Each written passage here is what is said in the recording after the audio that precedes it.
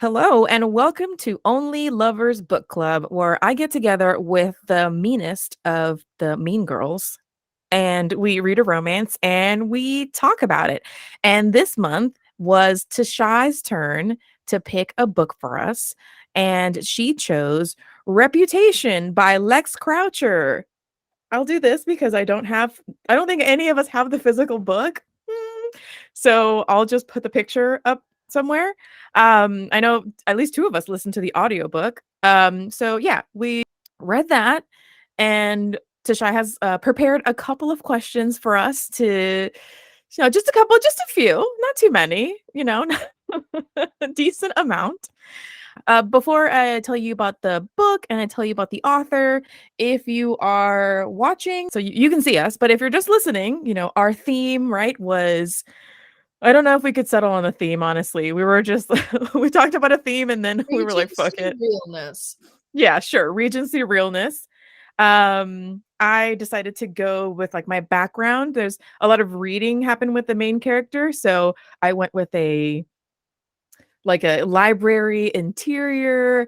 I also put on like a little flower crown and like a flowery shirt because I'm pretending I'm like a flower nymph at this like party, and I'm just kind of like walking into this library hoping that the handsome woman that I made eye contact with as I entered the party will follow me in here. So that's what I'm trying to go for. Not definitely that I wasn't able to wash my hair before this, and definitely not that I recently traveled and forgot my earrings and have no other accessories to wear. Definitely not that. So I am drinking raspberry rose like prebiotic soda because I think it actually tastes a lot like a wine sparkler. I've been I haven't had a headache. I've had a headache for the past 3 days. I still have it. So I'm trying not to aggravate it. And so I'm choosing something non-alcoholic for tonight, but there will be other hangouts for me to imbibe. Tash, what's your look? What's your background? What are you drinking? My look is I'm not at home right now, and so I'm wearing what I wore today.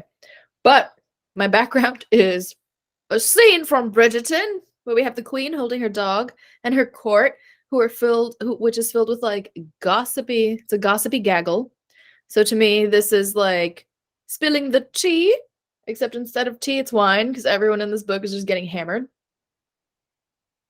So I'm drinking some red wine. I'm having some cheese and seedy crackers, and I'm ready to like spill the tea and get the gossip. Because I'll tell you what, I don't know what level of richness I would be to were I a character in this Regency era, but I would be getting all the gossip because that is what I am, who I am, what I love. I feed on it.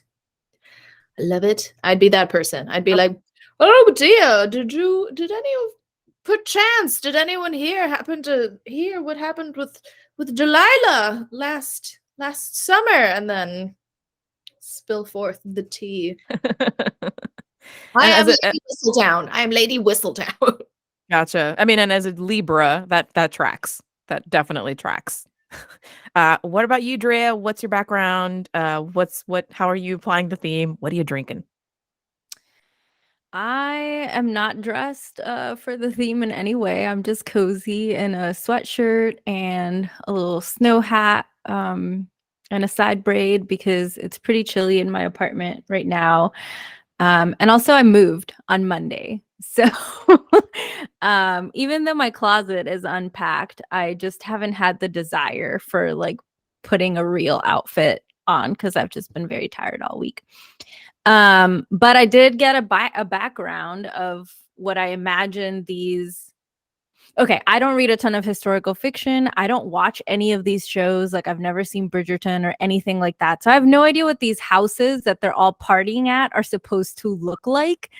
But this is kind of like what I was envisioning my background, where it's like a castle kind of thing with like lots of land. I mean, I don't know. Correct me if I'm wrong. Anyway, I am drinking. I wanted to drink some wine because, yeah, like Tashai said, everybody is always drinking in this book. I don't drink alcohol, so I went with my wine of choice, which is Frey. I don't know how you say it, but it's a Virginia brand. I think it's a Virginia brand. It's in the local area of my grocery store, but I don't know if that means anything. But it's a non-alcoholic wine that actually tastes like wine because they make the wine and then they extract the alcohol out. So it tastes exactly like wine to me. But I have a Chardonnay. Let me tell you a little bit about the book and a little bit about the author, and then we'll go around giving our overall impressions. Reputation by Lex Croucher. The hilarious debut novel from Lex Croucher, a classic rom-com with a Regency era twist for fans of Mean Girls and or Jane Austen. Abandoned by her parents, middle-class Georgiana Ellers has moved to a new town to live with her dreary aunt and uncle. At a particularly dull party, she meets the enigmatic Francis Campbell, a wealthy member of the in crowd who lives a life that Georgiana couldn't have imagined in her wildest dreams. Lonely and vulnerable, Georgiana falls in with Francis and her unfathomably rich, deeply improper friends. Georgiana is introduced to a new world, drunken debauchery, mysterious young men with strangely arresting hands, and the upper echelons of Regency society. But the price of entry to high society might just be higher than Georgiana is willing to pay. I read that. I read that for sure. I read that, but I don't think it was so much Georgiana wasn't willing to pay it as like she's poor. She'd had a little more money. The girl was ready to sell out. Yeah. I guess we'll talk about it because I have some thoughts about her. And so a little bit about the author, Lex Croucher. This is from their website, lexcroucher.co, whatever. I'll put it in the description box. And it's also on the Goodreads description. It says Lex Croucher grew up in Surrey, reading a lot of books and making friends with strangers on the internet, and now lives in London with an elderly cat. With a background in social media for NGOs, Lex now writes historical ish rom coms for adults like Reputation and the upcoming Infamous, and historical fantasy rom coms for teenagers. Gwen and Art Are Not in Love is their YA debut. This page also has a link to their YouTube page. They haven't posted, I think, in about a year, but I mean, I really enjoyed what I saw and I definitely subscribed. They also have their blog on there as well. So good for them. Yeah, I mean, so they're that's also very attractive. oh yeah, no, 1000%. 1000%. Like, okay, I can Wait, I get didn't know on board something with this. Okay. If Reputation sounds like something you want to read and haven't read, then pause here, go read it, and then come back and listen to our discussion because we will be like discussing the entire thing probably. Spoilers will be included. We've already read the book. We're ready to talk about it. So this is your sign. Spoilers ahead. And with that being said, yeah. Tashai, I know why you chose this book, but do you want to pretend you have a different reason for choosing? You want me to pretend I'm capable of making my own independent decisions? I mean, sure, we can do that. We can do that together. Book club. I've found it 100% by myself through sheer coincidence as I was browsing my messages from Christina. No, I didn't know what to pick. I was trying to decide between like two other books, but I didn't want to do another like YA and the stuff that I was finding that was sounding interesting was kind of similar to what we had already read. And then Christina sent a couple of recommendations at one point, and then she's like, and then there's this like kind of Jane Austen-y queer book. And I'm like, what? I was at the mall. I was at the mall with Ivan. I was in the Stance Socks store when we were texting, and you said that. And as soon as you said that, I'm like, yes, put it on the list. I'm doing that. I'll do that one. Do you regret choosing it? What, like how did it what were your overall impressions? How did I do with my recommendations? I mean, at this point, we've been doing this long enough where if you led me astray, it's like once in a blue moon am I led astray. This was great. I had a really fun time with this. This was like just what the doctor ordered. As soon as I started reading and getting into it, I'm like, yes. And then the main character just is like more and more of a disappointment. Like she's more and more of an asshole. I'm like, oh yeah, okay. This isn't okay. I like that we're experiencing a protagonist who's like very flawed and is making decisions that I'm questioning. But no, I thought it was super funny. I thought it was really fun. I got through it pretty quickly. Yeah, I had a really fun time with this book. I'm very happy. I appreciate the recommendation. Anything Regency, honestly. I'm a slut for Regency romance. Honestly, I mean, and I knew that you liked and we hadn't read a historical, or we had just read one in the previous quarter. So I was like, I'm not sure. I tried to send you variety, but I knew that I think out of all of us, I think you enjoy the historicals just so much. Because I know we read Scandal in spring. I was definitely playing to your Bustle, tastes. if there's a layers of clothing, if there's like dowry, I don't know why. I'm like, oh, this is fun. Yeah, that's okay. All right, cool. Drea, what were your overall impressions for this book?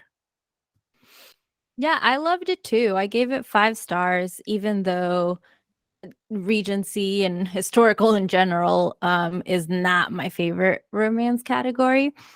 It was funny because I was listening to this on audio while I was on a road trip, and I agree now that the synopsis of the book is exactly what I read, but I hadn't read it when I started the book. And for some reason in my head, I had that like Chris had said this was a Pride and Prejudice retelling. So I was like on the road and I'm like, wait, who is supposed to be who? And then there were like, I kept thinking it was going to be like a super queer book.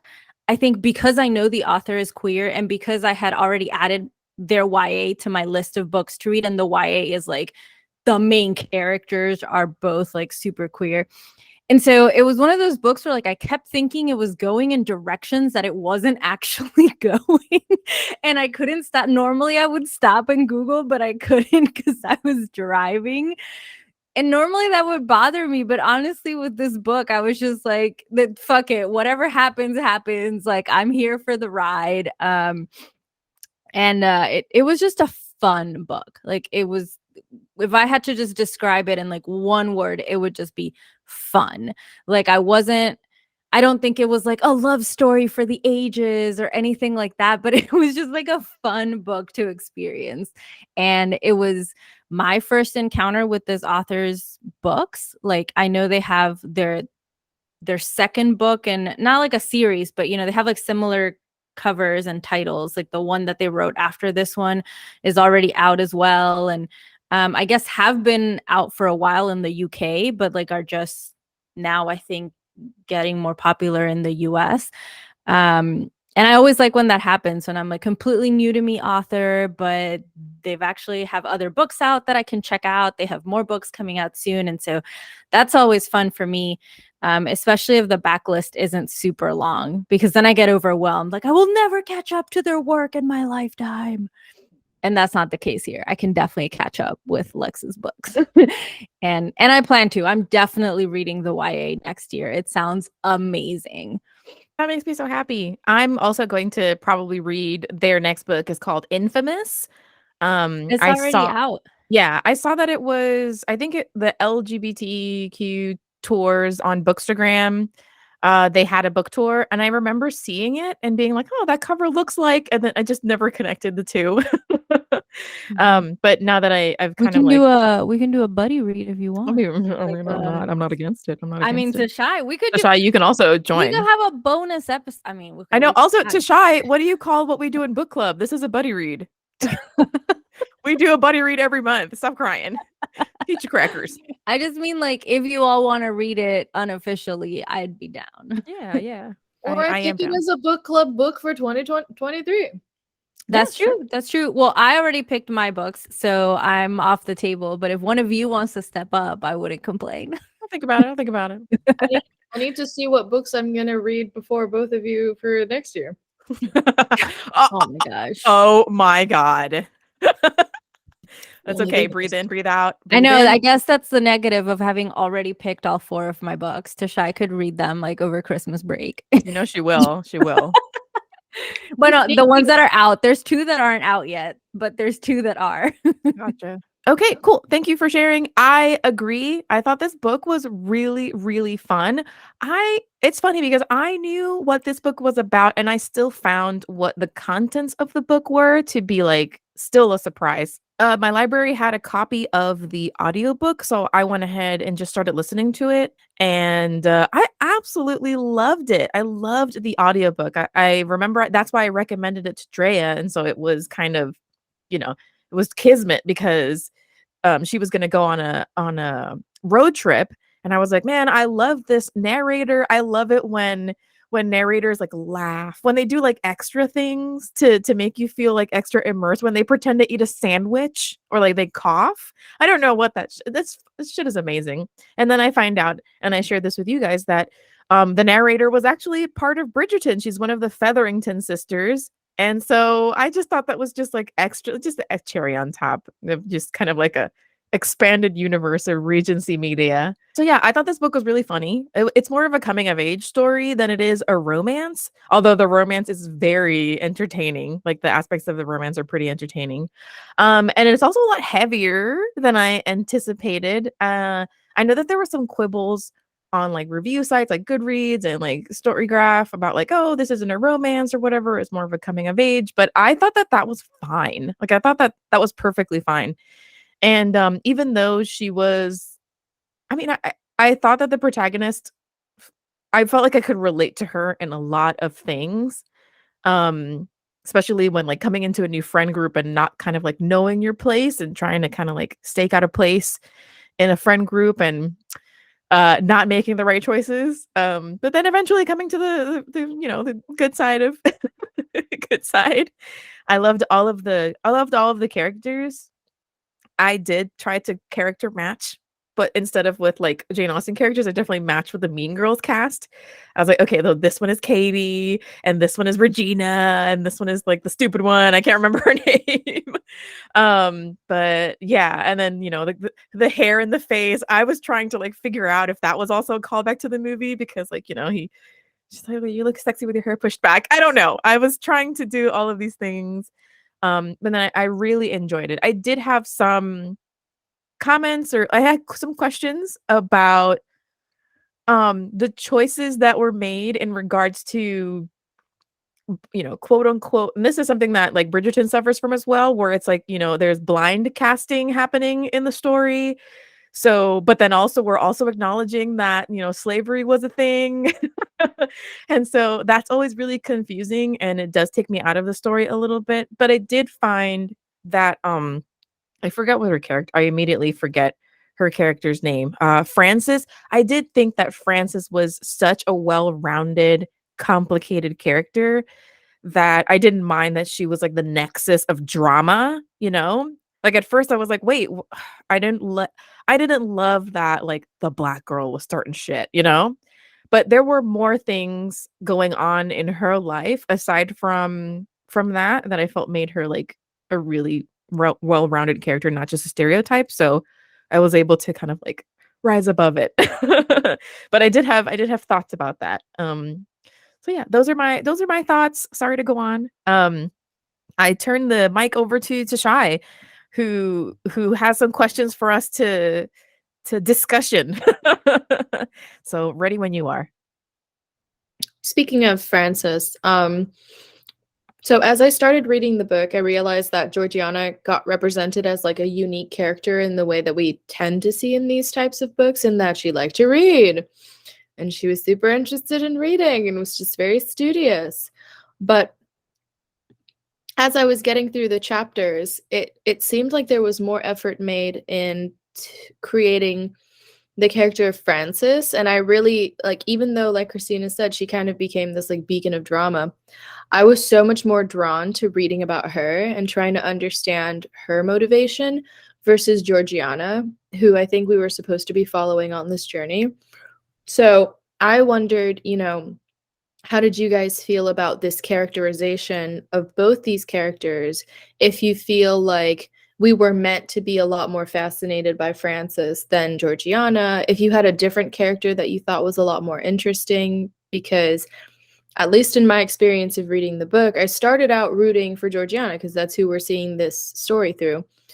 but then found myself getting just more and more frustrated by the decisions she was making, but appreciated that because it's very rare that you're seeing things through a character that is very obviously flawed.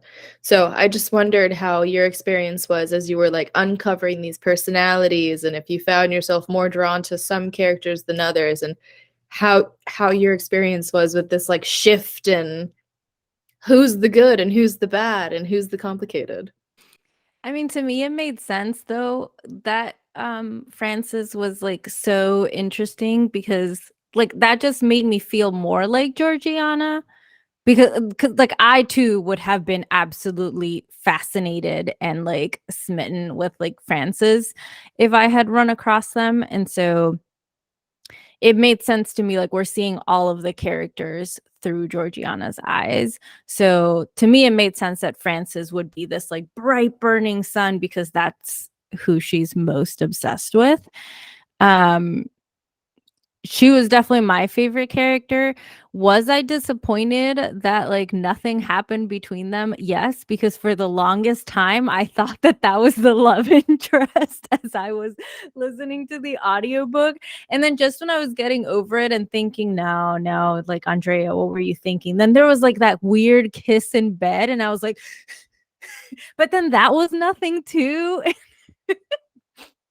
I was like, okay, okay, got it. Like it was just me. Like I don't think Lex ever makes us think that George is even bi-curious. Like there's nothing written into the character.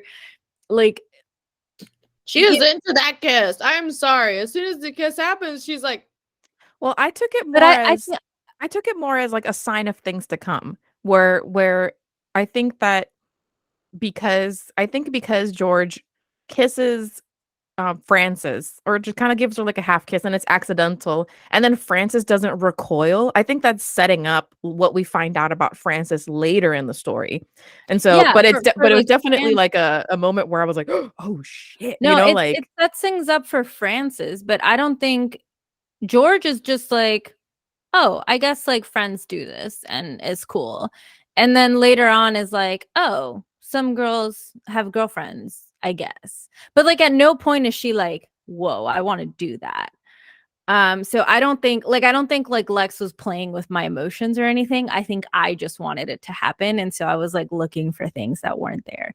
Um, but no, I didn't have an issue with like I thought Georgiana was well written. Like I didn't think Frances was like a better character or anything. I think it's just set up so that obviously everyone's obsessed with Frances. And I let everybody in this book was like toxic and flawed and like in serious need of therapy. So I don't think it was just Georgiana. Like every single character in this book needed some professional help. so I'm not surprised that Frances was the more compelling character. Like the comp that this is used with is Mean Girls, and Regina George is the most interesting character in that movie, in that book. This is a book. That's a book too, right? Queen Bees and the Wannabes. Um, so, but I mean, I've never read the book. I just watched the movie, and yeah, I think that it's done with that purpose. I think that it's I thought that everyone was really interesting. I just think that Frances was just interesting in the loudest way. I thought that even Georgiana, like I said, I was expecting her to just kind of feel like very bland, and everybody had layers to them. We've got like this really sheltered, like young adult, not like a minor, but like someone who is just entering adulthood, dealing with the fact that her parents like didn't really prepare her for adulthood and then aren't really interested in being a part of her life. And then there's these other parents, like in Frances's side, who I don't want to say they neglect her, but they just can't be bothered. They're too rich to be bothered. And they have their own things going on. Like it's definitely not a perfect family home. And I think that they just met each other in the book at the right time. And I think that, yeah, Frances has to be more interesting in this case because, she's the one who's going to take Georgiana and by extension us into this like magical world of the rich and the drunk. And I enjoyed every other character as well. I really liked Jonathan. I loved, that we had a gay best friend. Um, and I was appreciative that Georgiana did not make more of the queerness that she experienced or that she wasn't like experiencing, but that was okay with happening around her. Because I think one of the things that I was dreading as I was reading was that it was gonna that Francis was gonna be like, well, you kissed me because you're a big fat lesbian, like I thought that that was coming and it didn't happen. And I was like, thank God. I mean, of course, what did happen was awful, but it's not like where I thought it was going. I appreciate the care that went into creating that conflict and then avoiding this other one that centered around like queerness and or like being outed or being curious or being accepting of queer friends. Like I just thought I liked that that wasn't even a thing here. It was acknowledged that not everybody lived their life this way. But it wasn't a problem amongst their friend group. I don't think that she was better or anything. I do think that she had a lot going on, and because there's not a lot going on in Georgiana's life where we're hyper focused on her along with her. Also, she's freaking sounds super fun. Sounds fun, sounds beautiful. I would hang out with her. I couldn't keep up, but I would want to hang out. Why not? So yeah, I think there were enough layers in there to not make her a stereotype and to make her just as interesting of a character, at least in my eyes, as Georgiana. Yeah, I think it's interesting how you bring up Francis's parents because there was so much kind of a delicate treatment of the circumstances of her parentage that I was curious if we were going to get to see more about that. And we didn't. We hear a little bit of like gossiping on the street and a little bit of this and a little bit of that about how the dad and the mom ended up together, but I was really curious about it, and I don't know if that's something that if the second book will explore No, more the of this second book group. is not a sequel. It's Mhm. completely different characters. Yeah, Well, sorry. that is unfortunate because I really wanted to figure out how Francis's parents ended up getting together because they seemed so just like over each other, and he seemed so just like aggressive and spiteful, and the language he was throwing around seemed very like shamed, but like he chose to be with this person. So that was something that's not an official question. It was just something that as I was reading it, I'm like, are we gonna figure out what's going on here? No, but that's the problem. That's the problem. That's the problem with like the blind casting situation because it's like, okay, we're not gonna talk about this. Like, what the fuck is going on in this universe?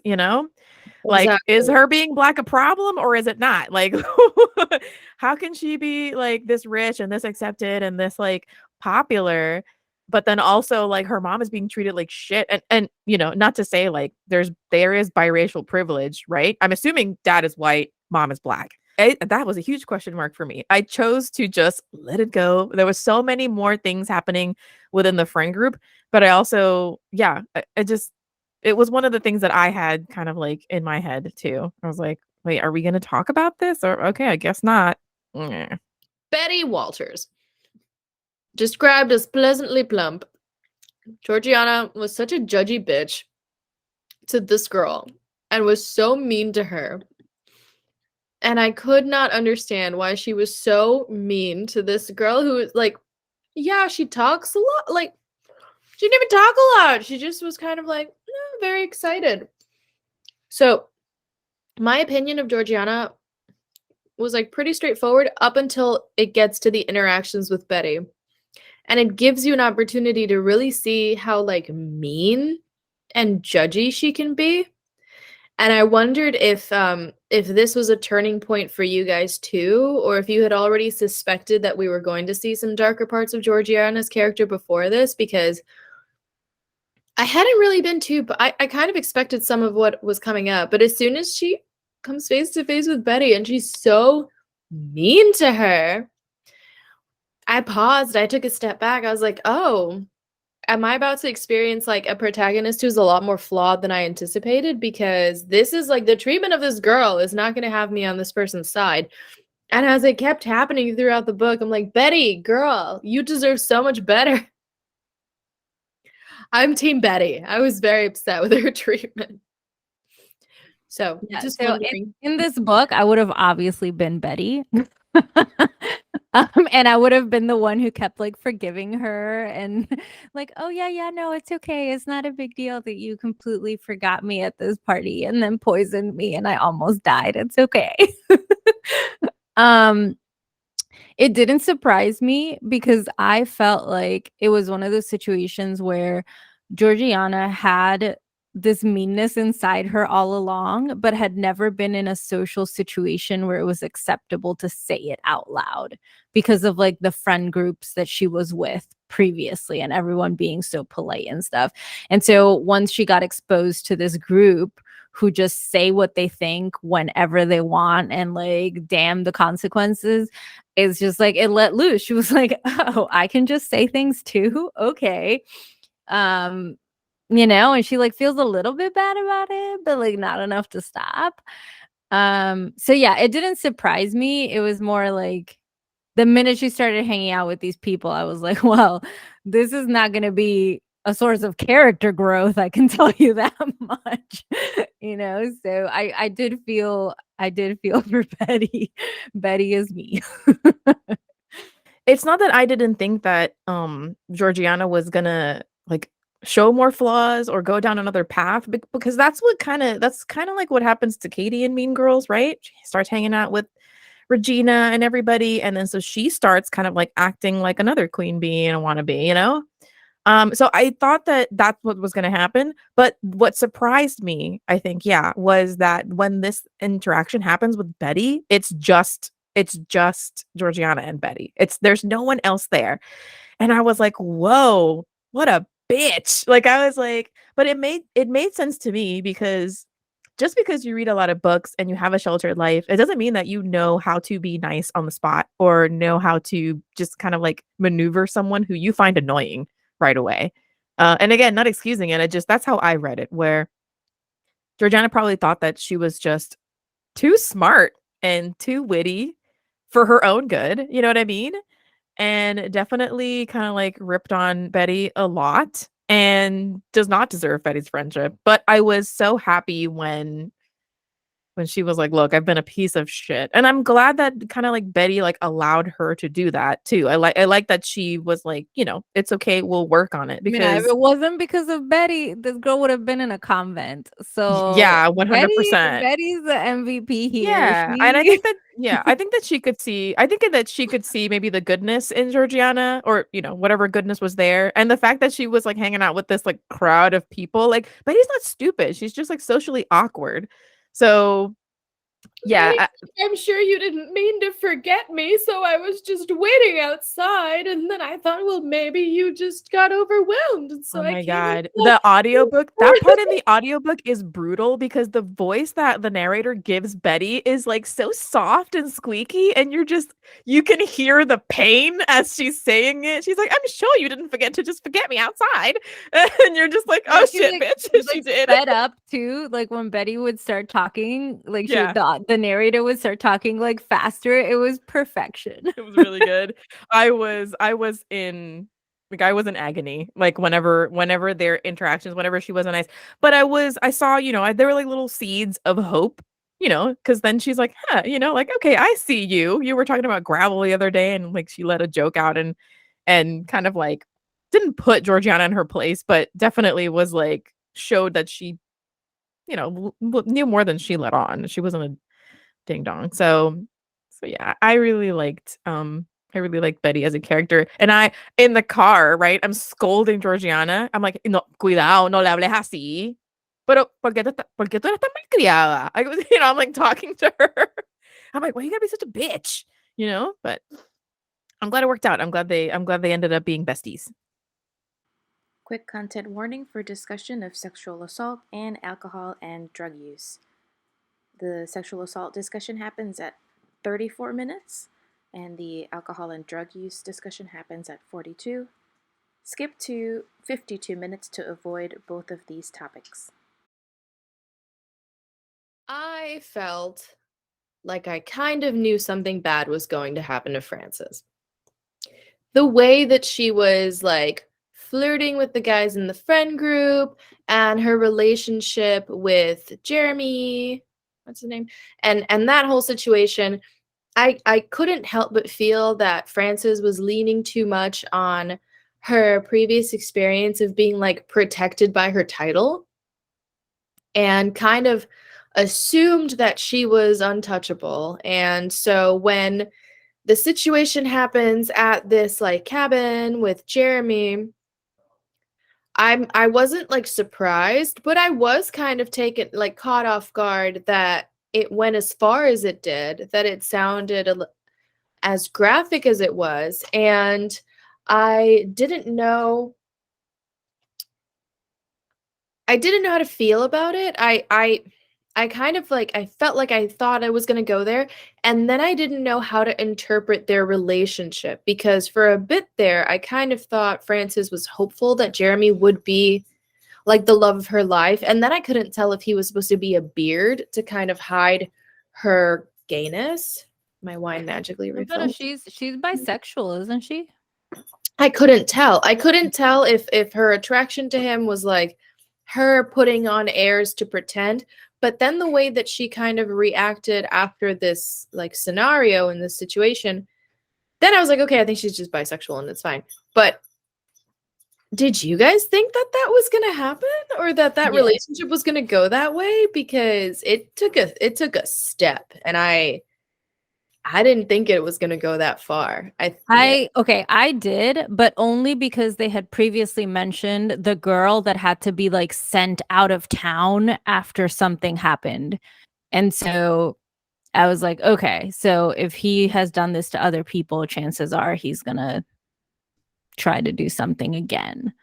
So I wasn't surprised by that at all. I was more taken aback by the fact that it took Georgiana so long to even comprehend what had happened. I was like, you are an idiot.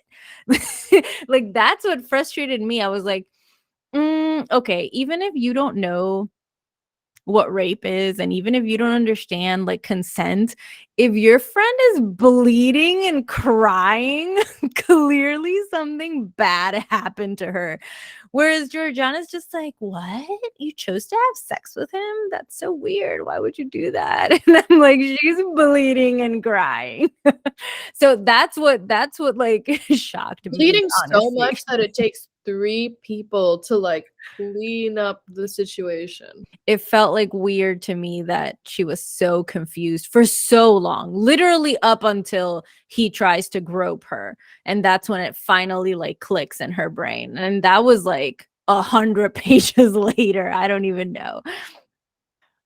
Yeah, that was a thing. So, okay, I didn't see it coming. What I thought was going to happen, right? So I have here are all the puzzle pieces in my head, and I was very much suspecting that something else had happened, but was not. I don't know why my mind like hesitated to go to rape because I didn't read what happened to the other girl as having been raped. I just thought that he just fucked this other girl, knocked her up, and she got sent to the convent. So what I thought happened was that, they were drinking and she decided to go all the way and then like regretted it. Then afterwards, I start putting the pieces together and I'm like, oh shit. Afterwards, I definitely realized it as well. And I think, a lot of factors, like I'm listening to it, I'm driving, maybe I just wasn't paying as close attention as I was. I definitely thought like, wow, there's a lot of blood, but I definitely was just like hoping for the best, I think. I think it was hoping for the best. What I thought was gonna happen was that, yeah, they were gonna have sex and that she was like deflowered and that it was going to be hard for her to find a husband because of this and that her reputation was tarnished. So that's where I was like, that's the reputation, that's where it's happening, and then it turned into something so much more like violent and awful. I felt myself like spiraling and shrinking as like more things were coming out where I was like, oh no, so I was right there with Georgiana. I saw Frances acting out as like her being like upset that it happened, but not because it had been like a sexual assault. I just thought that she had put so many hopes and dreams into the idea of Jeremy, right? And the reason why, and I didn't think that she was trying to make him into a beard. I just thought she was trying to leave her house. Like I thought she was trying to leave her parents.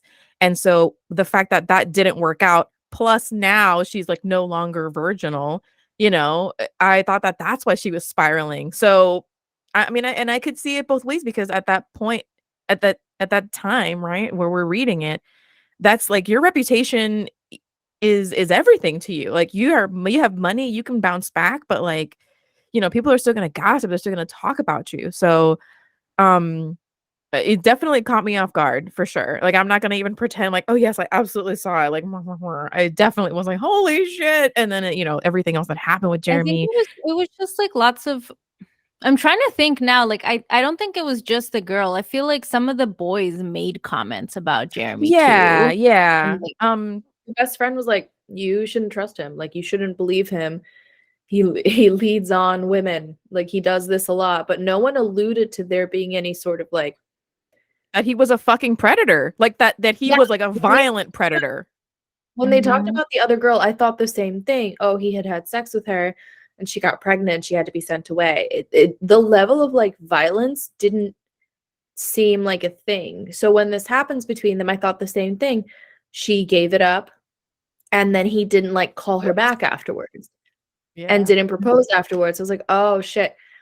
Okay, well that at least makes me feel better in the sense of like I don't know. Like I thought it was weird that like it took Georgiana so long. But if you're saying that like that was your experience as a reader and you got there, then it clearly worked, you know? Like Yeah. I was more worried that like people would like not see it for what it was. But like you Mhm. got there eventually, so I think a lot of it was Francis's own reaction to things. And so because I think she's trying to justify what happened and downplay it, then as I was reading it, I'm like, oh, I know that this was probably something she didn't enjoy and was more like violent than it should have been, but maybe she knows something that I don't. And then as Mm. it kept progressing, it's like, oh, baby girl, like, see me and meanwhile I was like, classic rape response. Like everything Yeah, she was yeah. doing. The afterwards, right? When we go back and we see like how she's been acting out, right? When Georgiana puts everything together, then I'm like, "Ugh," and again, I thought she was acting out because of like every other fucking thing that's happening to her. Like it's not like this yeah. is the only thing that's going on in her life, right? So I thought she was that's what I acting out thought. because Georgiana was getting more popular, and she's like, "No, fuck this," and also, "Am I gay?" Like all of that to me was reason enough for her to be acting out. No, and then there was like the other pervy guy too. Ugh, Christopher. Yeah, the other Christopher. rapist in training. There's Siempre. like a lot of bad people in this book. Switching gears, I think this is the first time I've read like a Regency romance slash book of this nature where people are just getting lit as fuck in every scene, like using hallucinogenics, smoking, drinking, and I didn't know how to react. I didn't know how to feel. Obviously, people were using substances back then, but it really kind of caught me off guard. And it heightened my sense of concern over the things that could be happening to these characters and how they could get caught. So I just wanted to know how you guys felt about the portrayal of like substance use in this group and kind of how they all just got away with it, but also like how much it heightened the possibility for disaster. I was just waiting for something terrible to happen. Every time anyone got drunk, I was just, oh my God, it made me super nervous. I mean, it made me nervous because I don't drink or do drugs, and so I cannot even imagine being at that kind of party. Like even back when I did drink, like I was always just like a one drink kind of person. Like my experience with alcohol and drugs has never reached even a tenth of the level of this book. So I didn't know whether to be concerned or not concerned because I don't know what's too much. I was like, well, It's clearly, just too much. it's honestly it made me feel like, you know, when we read those books that are like really, really smutty. And after a while, I'm just like kind of skipping the sex scenes. That's kind of how I felt with like all the. I'm like, oh, okay, they're drinking again. Skim, skim. Like, oh, they're passing a pipe. Skim. Like, wait, wait, Betty got poisoned. Return. Uh, yeah, but no, I mean, honestly, I chalked it all up to them being rich. Like in my head, I was like, oh, is this how rich people live? Okay. So I didn't think too deep about it, to be perfectly honest. I think me and Tashai can answer this question for you. I've never been to one of these level of rich parties, but I have friends who are like millionaires, and Oh the yeah. debauchery seems very next level. I hear Yeah. about these parties. I'm like, I don't know how I would act at this party. I would probably be in the coat room helping people organize.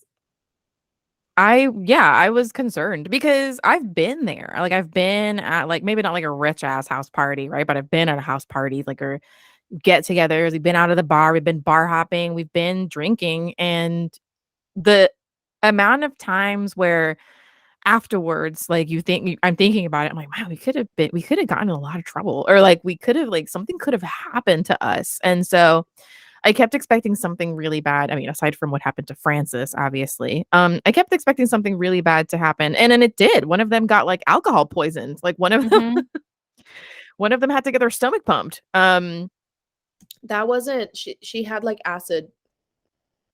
That's why she was Right. tripping. It wasn't that it was too much acid. Like, oh, do you mean the other girl who got like hella Yeah, Yeah, yeah. when they were at the other guy's cabin, that she drank way I too much, forgot she started about her. vomiting black, and then I was like, I "Oh, no, she's got forgot. alcohol poisoning." I wasn't surprised, but I was that it was happening, but to the extent of which it was on the page was pretty illuminating. I don't think that it's inaccurate, based on, like, how we live now and based on probably how people lived then. I mean, there's way less consequences and less like supervision, back then. And so I 1000% believe that people were fucking having orgies and were drinking and doing drugs and experimenting. And that's what also like young people do. They experiment and they have lower inhibitions, less going on in their daily lives, or a lot of issues going on in their daily lives. So like substances are And a none way of for it them to was escape. getting like recorded and posted online. So, Exactly, exactly. So there isn't like that surveillance aspect that's not happening there Mhm. as well. So yes, I was concerned, but I was also like, no, this tracks. This tracks as far as my own experiences and as what I'm seeing on the page. I feel like it tracks pretty well. I was concerned for everyone's like internal organs, and like later on, but and then I'm thinking about like what the life expectancy is at this point in time. I mean, you know what? It's funny about this book is that it kept like building up, right? In such a way that like by the time we're getting towards the end, like things that might have surprised me in the beginning, like by the time we got to that scene where that guy fucking has a bedroom for his horse that's like next to his bedroom. I was like, yeah, of course, rich people parties. Makes Like, sense, yeah, same. I was Oh, the same. I yeah. was like, "Yeah, that makes total sense." Okay, well, but I have a question. So, like, did the amount of drinking, like, disturb, like, you, Tajai? Did it have any kind of, like and I'm just asking this, like, so as a friend, we don't have to keep it in the hangout, but, like, we had just kind of recently talked about you kinda, like, cutting down on alcohol a little bit because you weren't liking the effects of it.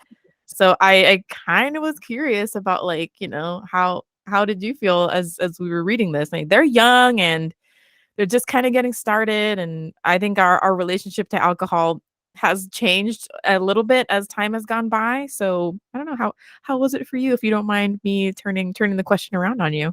I don't mind it. I think it was like I don't think at the time I was necessarily thinking about it because it felt very disconnected from my own experience with alcohol because I it was a slow climb to getting to the point where I was, binge drinking and drinking a lot and partying a lot.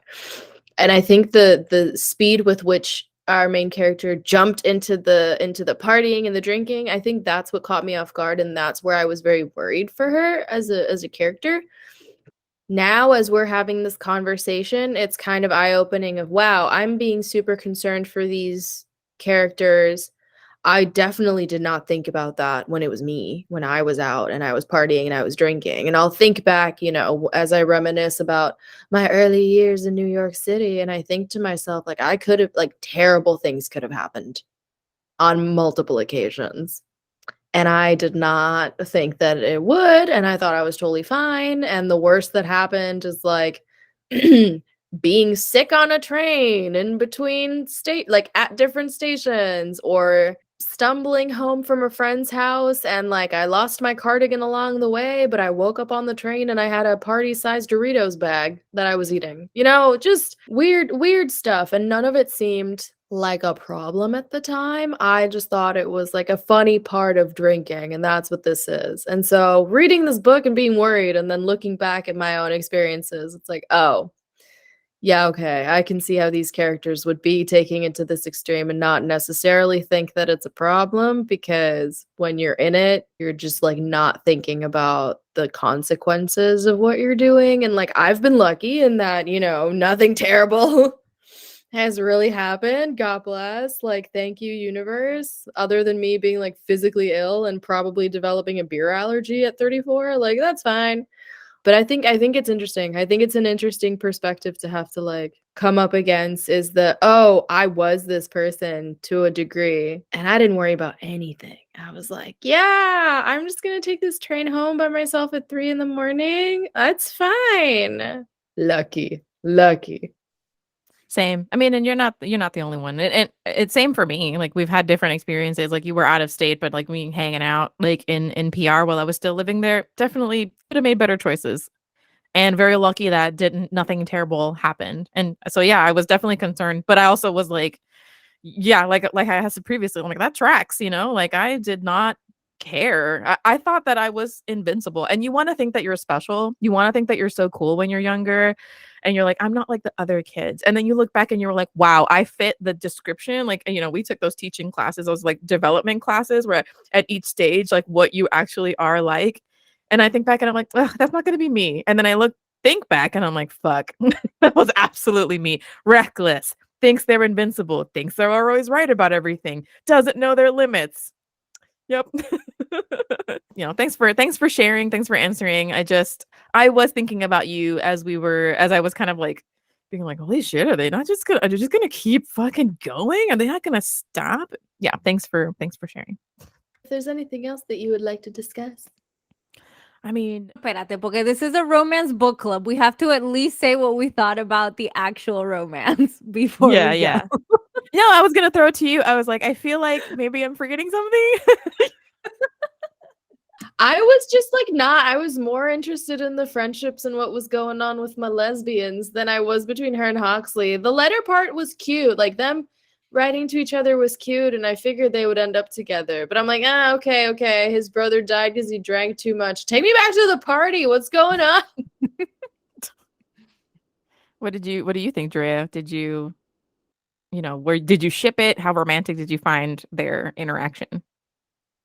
Oh no, I mean it was fine. I was also more into the friendship. I just thought we should officially make a comment on it as a romance book club.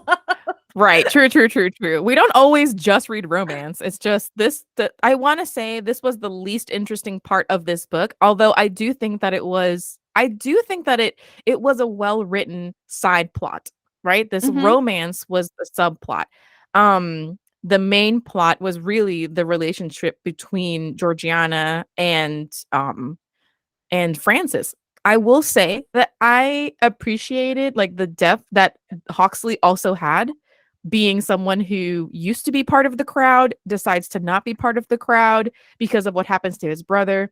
And And then, has very clear boundaries too that yeah, he has yeah. no problem expressing. Yeah. And then on top of that, really, it shows like the amount of pain that he was in because of he felt like he was responsible at one point. I really liked their conversation in the balcony. I was like, damn, it could have been a side plot that was like realized very quickly.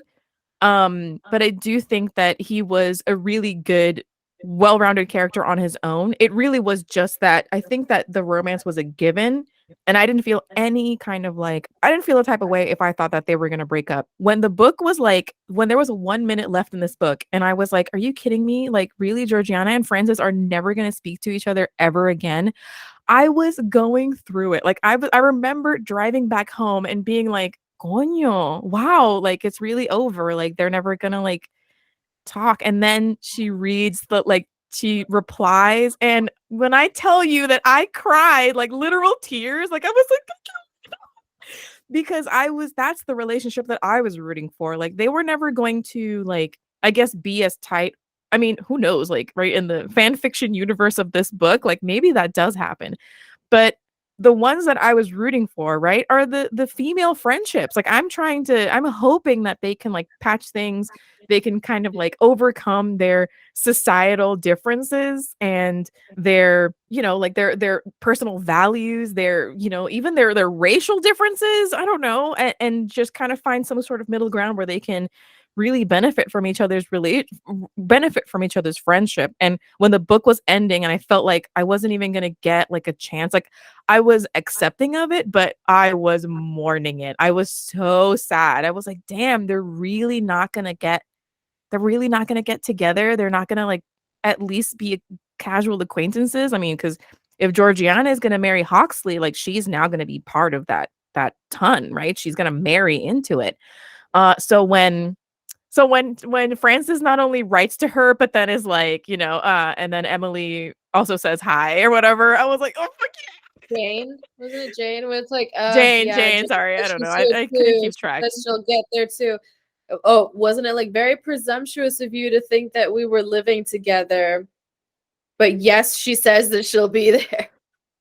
And don't you dare wear that ugly ass green color. I'm serious. Don't fucking wear it. And I'm like, yeah, it made me feel hopeful for their relationship. So yeah, I shipped Georgiana and Hawksley, but easily I was way more invested in the friendship. And I didn't want it to just be like, again, in Mean Girls, they just kind of like do a nod to each other and they just kind of like go their own ways. That's life. It happens. But I was hoping that, having shared like a trauma, that they could find comfort in each other's friendship in some capacity. So I was really happy about that. All right. Well, that sounds like we definitely wrapped up our discussion. What else are you reading? I'm reading The Spare Man by Mary Robinette Kowal. She writes science fiction. She wrote the Lady Astronaut series. And The Spare Man, it takes place on a cruise ship to Mars. It's like a space cruise, where there's been a murder. And the protagonists are actually like on their honeymoon. The level of lovey-doveyness and canoodling and sexiness that's happening between these two protagonists, chef's kiss. While also they're trying to solve a murder. So I'm really enjoying it. I didn't think I was gonna be like that into it, but she sucked me in with it. The protagonist is disabled and uses a service animal who is just terrible, but then also I think kind of goes out of their way to kind of explain, "Oh, this dog isn't just like a dog that's hanging out. This is a dog that I need." So I'm really enjoying that. I'm about halfway. I'm hoping to finish it very soon. So that's what I'm reading. What are y'all reading? I'm reading Healer of, I don't know if you can really see it, but Healer of the Water Monster by Brian Young. And it's a Navajo middle grade. And I liked it right off the bat as soon as I started reading it. It's one of those books that's like, it reads like a contemporary, but also like he's talking to holy beings and getting sent on like missions to like planes, like parallel planes of existence kind of things. So there's like a lot of oral storytelling and like Navajo traditions in the book, which is really, really cool. And I had never read anything by this author before. So I'm really enjoying it and looking forward to what else they write for sure. I'm reading Taste by Stanley Tucci. I brought it with me, which is like a story about his family, and there's like recipes in it, and ugh. Tucci gang, like Stanley Tucci can get it any fucking day of the week. Awesome. All right. Well, that is the end of our discussion of Reputation by Lex Croucher. I think it's pretty good. It's worth your time. Check it out if you have time and availability. Get it at the library. Get the audiobook if you're into that. It's great narration. We will be back in December for the last hangout of the month where we will I don't know, strike a pose, but we'll put a pin in that until later. Okay, listen. I love you. Have a good night. Bye. Thank you for hanging out with us. You can support Only Lovers Book Club by dropping some change in our tip jar and buying some books with our bookshop link. You can find us on Instagram at Only Lovers Book Club, and from there, find our individual accounts and projects. Feel free to favorite or rate us if that's an option for you, but always make sure to like and subscribe and turn on your notifications so you never miss an episode. It's not my fault that Tashai literally was like licking a cracker the size of her know! face. I know, Tashai's the troll here. It's fine. It's not your fault. It's just. Por lo menos yo estaba muted, okay? Yeah. No, you're both muted. It's fine. All right, here we go. I'll do it again.